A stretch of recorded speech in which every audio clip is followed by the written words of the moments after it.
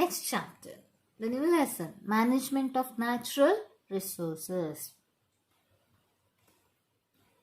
Natural resources ಅಂದ್ರೆ ಎಂತ?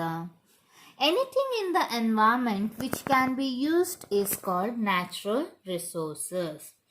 ನಮ್ಮ ಪರಿಸರದಲ್ಲಿ ಇರುವಂತಹ ಯಾವುದೇ ರೀತಿಯ ವಸ್ತುಗಳು, ಜೀವಿಗಳು, ಎಲ್ಲವನ್ನು ಸೇರಿ ನಾವು ನ್ಯಾಚುರಲ್ ರಿಸೋರ್ಸಸ್, ನ್ಯಾಚುರಲ್ ಆಗಿ ಅವೈಲೇಬಲ್ ಇರುವಂತಹ ಥಿಂಗ್ಸ್, ಆರ್ಗ್ಯಾನಿಸಮ್, ಲಿವಿಂಗ್ ಥಿಂಗ್ಸ್ ಇರ್ಬೋದು ಅಥವಾ ನಾನ್ ಲಿವಿಂಗ್ ಥಿಂಗ್ಸ್, ಎಲ್ಲವನ್ನು ನಾವು ನ್ಯಾಚುರಲ್ ರಿಸೋರ್ಸ್ ಅಂತ ಕರಿತೀವಿ. For example, soil, air, water, forest, wildlife, coal and petroleum. And some or the other way, all these things are useful to us.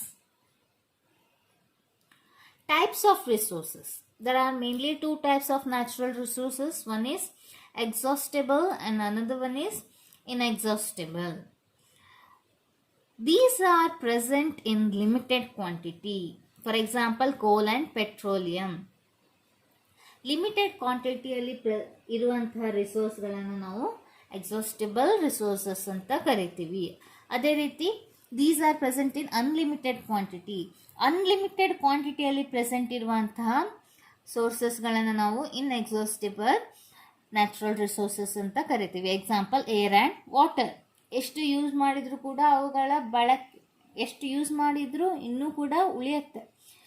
But ಎಕ್ಸಾಸ್ಟಿಬಲಲ್ಲಿ ನಾವು ಇತಿಮಿತಿಯಿಂದ use ಮಾಡಬೇಕು. Use ಮಾಡಿದ ಹಾಗೆ ಅವು ಬೇಗ ಖಾಲಿ ಆಗುತ್ತೆ. So how we are going to manage this natural resources, that we are going to study in this chapter. Management of natural resources. It is the use of natural resources in such a way so that to avoid wastage and conserve them for future. ಯಾವ ರೀತಿ ನಾವು natural ರಿಸೋರ್ಸ್ಗಳನ್ನ use ಮಾಡಬೇಕು? ವೇಸ್ಟೇಜನ್ನು avoid ಮಾಡಬೇಕು. ಅದೇ ರೀತಿ we need to conserve them for the future. ಮುಂದಿನ ಪೀಳಿಗೆಗಳಿಗೆ ನಾವು ಅವುಗಳನ್ನು ಹಾಗೆ ಬಳಕೆಗೆ ಬರುವ ಹಾಗೆ ಕನ್ಸರ್ವ್ ಮಾಡಿ ಇಟ್ಕೊಬೇಕು.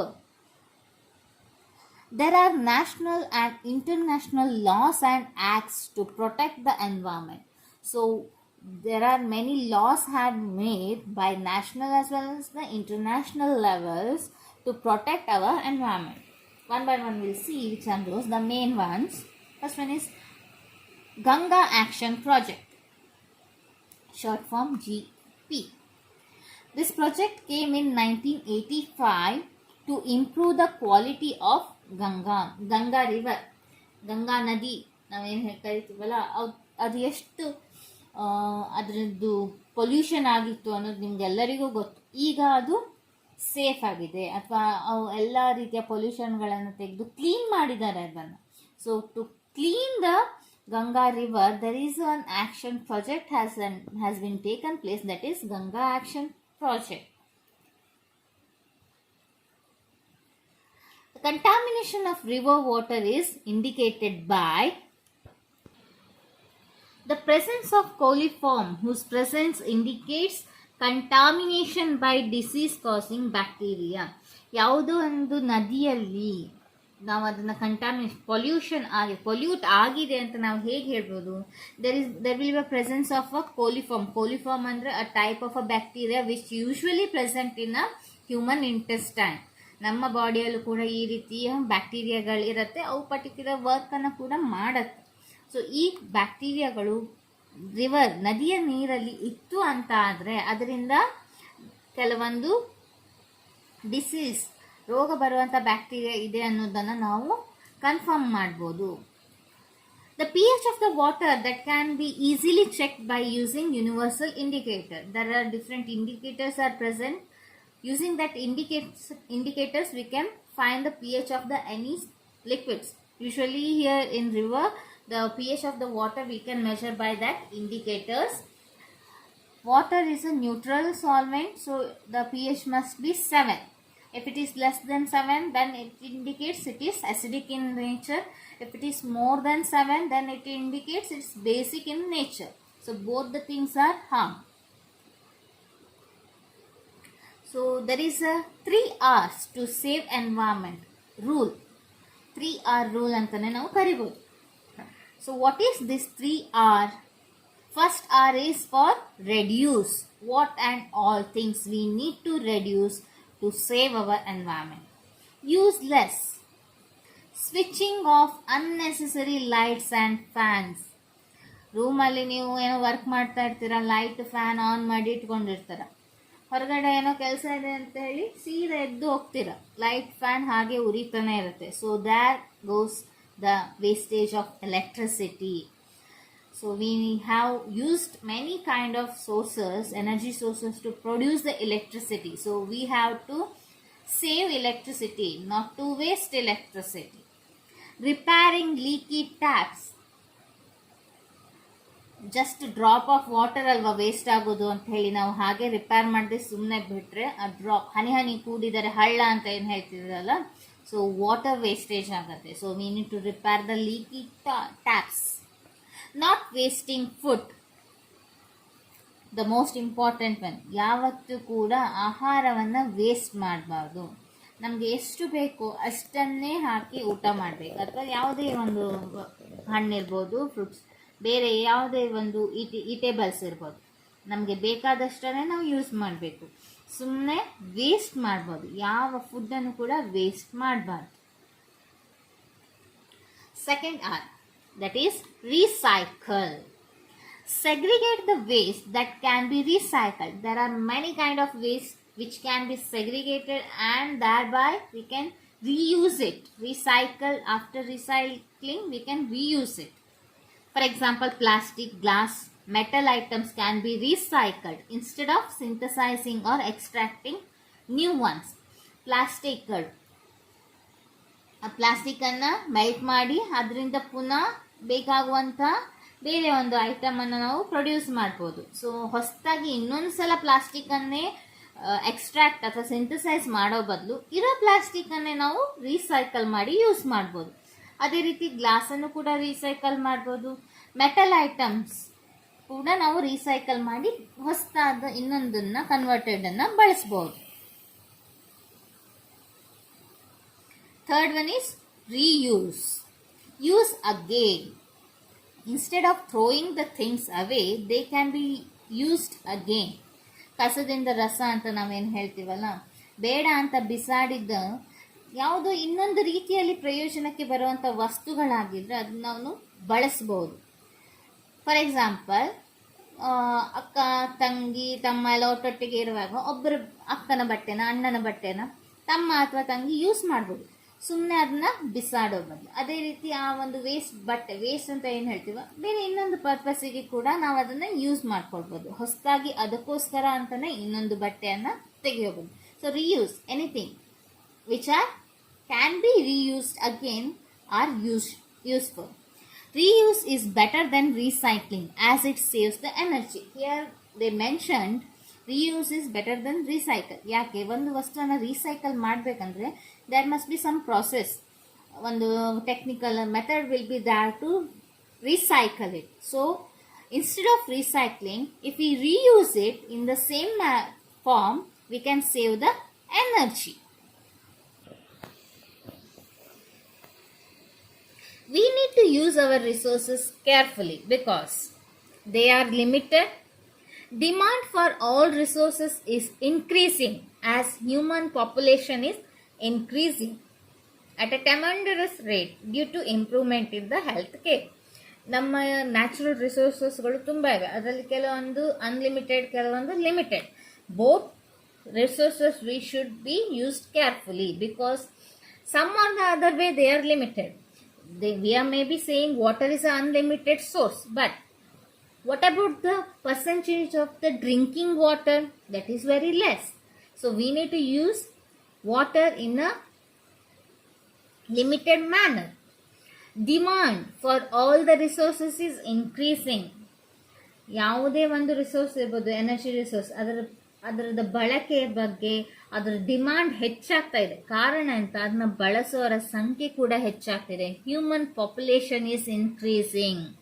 May be that because of the health care, improvements in the health care. So sustainable management. How we are going to sustain the management resources? Management resources wisely so that they meet current basic human needs while preserving them for the needs of the future generation. ನಾವು ಈ ರಿಸೋರ್ಸನ್ನು ಹೇಗೆ manage ಮಾಡಬೇಕು, ಈಗಿರುವ ನೀಡ್ಸನ್ನು ಕೂಡ, basic ನೀಡ್ಸನ್ನು ಕೂಡ ಪೂರೈಸಬೇಕು. ಅದೇ ರೀತಿ ಮುಂದೆ ಬರುವಂತಹ ಜನರೇಷನ್, ಫ್ಯೂಚರ್ ಜನರೇಷನ್ಗಳಿಗೂ ಕೂಡ ಆ ರಿಸೋರ್ಸ್ಗಳ ಅವೈಲೇಬಿಲಿಟಿ ಇರೋ ಹಾಗೆ ನಾವು ಅದನ್ನು ಮ್ಯಾನೇಜ್ ಮಾಡಬೇಕು.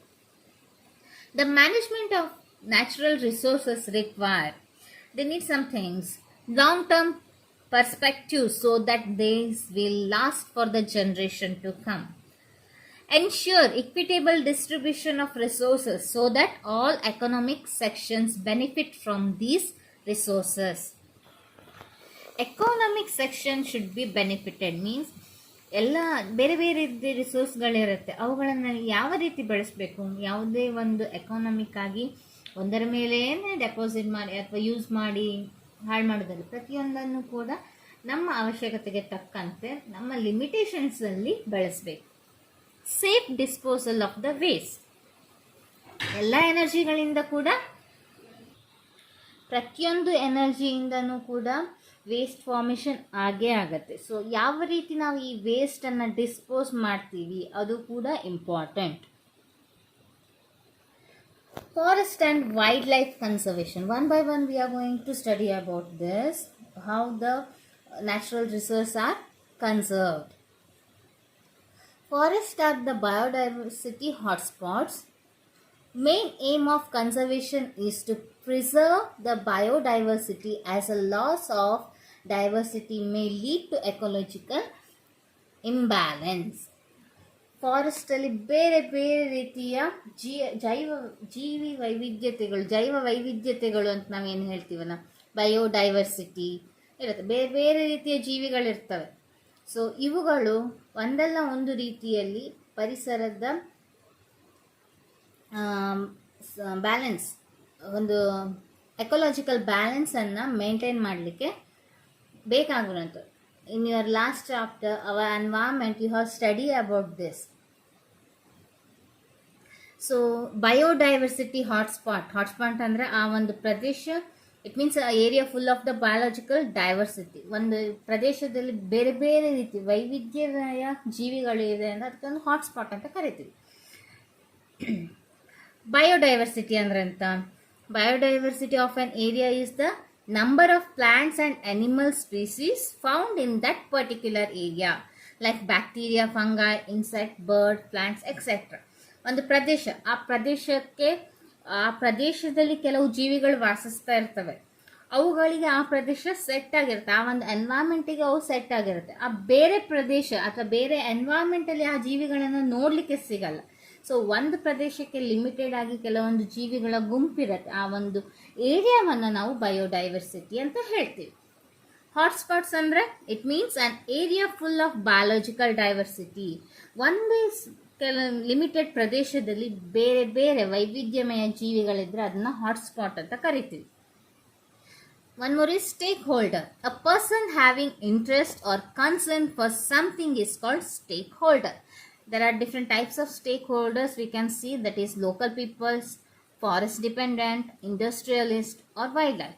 Local people, ಈಗ ಲೋಕಲ್ ಪೀಪಲ್ಗೆ ಜನಸಾಮಾನ್ಯರು ನಾವು ಪ್ರದೇಶದಲ್ಲಿ ಬದುಕ್ತಾ ಇರ್ತೀವಲ್ಲ, ಆ ಪ್ರದೇಶದ ಬಗ್ಗೆ ನಮಗೆ ಕಾಳಜಿ ಇರುತ್ತೆ. ಅಲ್ಲಿ ಯಾವುದೇ ರೀತಿಯ ಇಂಬ್ಯಾಲೆನ್ಸ್ ಆದರೂ ಅದು ಆಟೋಮೆಟಿಕ್ ಆಗಿ ಆ ಜನಗಳಿಗೆ ಎಫೆಕ್ಟ್ ಆಗುತ್ತೆ. ಹಾಗಾಗಿ ಆ ಪ್ರದೇಶದ ಬಗ್ಗೆ ಅವರು ಕೇರ್ ಮಾಡ್ತಾರೆ. ಅದೇ ರೀತಿ ಫಾರೆಸ್ಟ್ ಡಿಪೆಂಡೆಂಟ್ ಟ್ರೈಬ್ಸ್ ಇರ್ಬೋದು ಅಥವಾ ಗೌರ್ಮೆಂಟ್ ಇರ್ಬೋದು.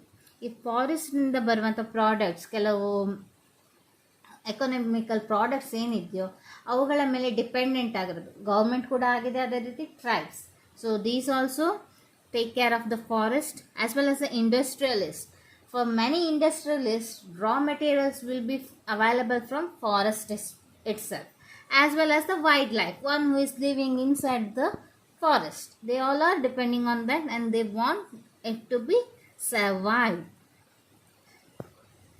So there are some instances where various people have played an important role in conservation of the forest. ಈ ಕಾಡನ್ನು ರಕ್ಷಣೆ ಮಾಡಲಿಕ್ಕೆ ಕೆಲವು ವ್ಯಕ್ತಿಗಳು ತಮ್ಮದೇ ಆದಂಥ ಕೊಡುಗೆಗಳನ್ನು ಕೊಟ್ಟಿದ್ದಾರೆ. First one Khejri trees. ಏನಿದು Khejri trees?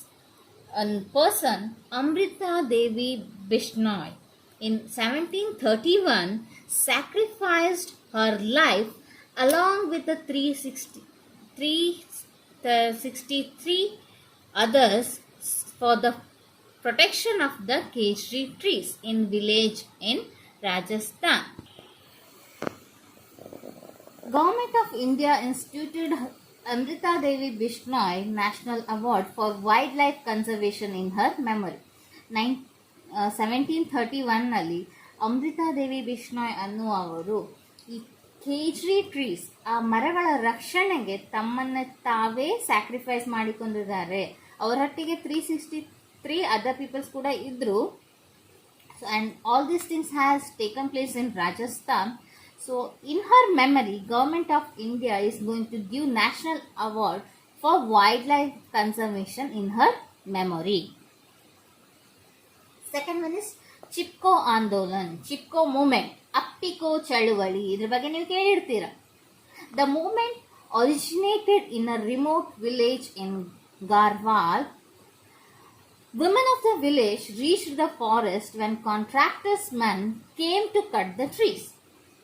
Women clasped the tree trunks, thus preventing the workers from felling the trees. The Chipko movement quickly spread across the communities and forced the government to rethink their priorities in the use of the forest products. ಈ government forest ಪ್ರಾಡಕ್ಟ್ಗಳ ಮೇಲೆ ಅಥವಾ ಫಾರೆಸ್ಟ್ನ ಮೇಲೆ ಗೌರ್ಮೆಂಟಿಗೆ ಅಧಿಕಾರ ಇರುತ್ತೆ. ಅದರಿಂದ ಸಿಗುವಂಥ products ಏನಿರ್ಬೋದು, for example ಗಂಧದ ಮರ ಅಥವಾ ಕೆಲವು ಜೀವಿಗಳು, ಅವುಗಳ ಮೇಲೆ ಫಾರೆಸ್ಟ್ ಗೌರ್ಮೆಂಟಿಗೆ ಅಧಿಕಾರ ಇದೆ. ಸೊ ಹಾಗಂತ ಹೇಳಿ ಗೌರ್ಮೆಂಟ್ ಫಾರೆಸ್ಟಲ್ಲಿ ಇರುವಂಥ ಮರಗಳನ್ನು ಕಡಿಲಿಕ್ಕೆ ಹೋದಾಗ ನಿಯರ್ ಬೈ ಹಳ್ಳಿಯ ಹೆಂಗಸರು ಏನು ಮಾಡಿದ್ರು, ಫಾರೆಸ್ಟ್ಗೆ ಹೋಗಿ ಮರಗಳನ್ನು ಅಪ್ಪಿಕೊಂಡ್ರು. ಈ ಕಾಂಟ್ರಾಕ್ಟರ್ಸ್ ಬಂದು ಮರಗಳನ್ನು ಕಡಿಲಿಕ್ಕೆ ಬಿಡಲಿಲ್ಲ. So that's what it has got the name Appiko Andolan or Appiko Chalavali, Chipko Andolan. And this technique or this movement has quickly spread across the communities. By that, government has to rethink about its decision while it has to use the forest products. Next, water. The basic necessity of all the organisms, okay? Water for all. That's why it is called as water for all. Water is the basic necessity for all terrestrial forms of life. Not only terrestrial, all the organisms need water. Rain is the important source of water. ಮಳೆಯಿಂದನೇ ನಮಗೆ ಜಾಸ್ತಿ amount ನೀರಿನ ಏನು ಕುಡಿಯೋ ನೀರು ಅಥವಾ usable form ಇದು ನೀರೇನಿದೆ ಅದು ಮಳೆಯಿಂದನೇ ಸಿಗುತ್ತೆ. Irrigation methods like dams, tanks and canals have been used in various parts of the India. ಭಾರತದಲ್ಲಿ ನಾವು ಬೇರೆ ಬೇರೆ ರೀತಿಯ ಕನ್ಸರ್ವೇಷನ್ ಆಫ್ ವಾಟರಿಗೆ ಮೆಥಡ್ಗಳನ್ನು ನಾವು ನೋಡ್ತೀವಿ. First one dam. Dams ensure the storage of adequate water for the irrigation and are also used for generating electricity. ಈ dam not only giving water for the irrigation, ಕೃಷಿಗೆ ಮಾತ್ರ ಅಲ್ಲ, ಅದರೊಟ್ಟಿಗೆ ಕರೆಂಟ್ ಎಲೆಕ್ಟ್ರಿಸಿಟಿ ಜನರೇಟ್ ಮಾಡಲಿಕ್ಕೂ ಕೂಡ dams useful ಆಗಿದೆ. Various dams have been built to river to regulate the flow of the water.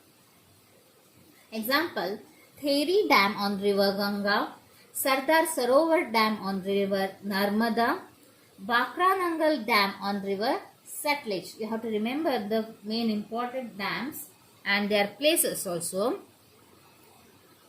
Advantages of the dams. They ensure the adequate water for the irrigation. Dam ಅಲ್ಲಿ water storage ಮಾಡಿಡೋದ್ರಿಂದ ಅವಶ್ಯಕತೆಗೆ ತಕ್ಕಂತೆ ಅಥವಾ ಅವಶ್ಯಕತೆ ಇರುವಾಗ ಆ ನೀರನ್ನು release ಮಾಡ್ತಾರೆ. ಸೊ ಅವು ಕೃಷಿ ಭೂಮಿಗಳಿಗೆ ತಲುಪುತ್ತವೆ. ಸಮಯಕ್ಕೆ ಕೃಷಿಗೆ ಬೇಕಾಗುವ ಸಮಯದಲ್ಲಿ ನೀರು ಸಿಗಲಿಕ್ಕೆ ಈ ಡ್ಯಾಮ್ ಅನುಕೂಲವಾಗಿದೆ. To generate the electricity.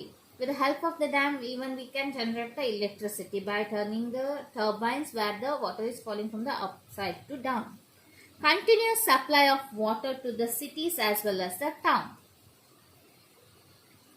And there are some disadvantages of dams also there, which are those. First one is a social problem.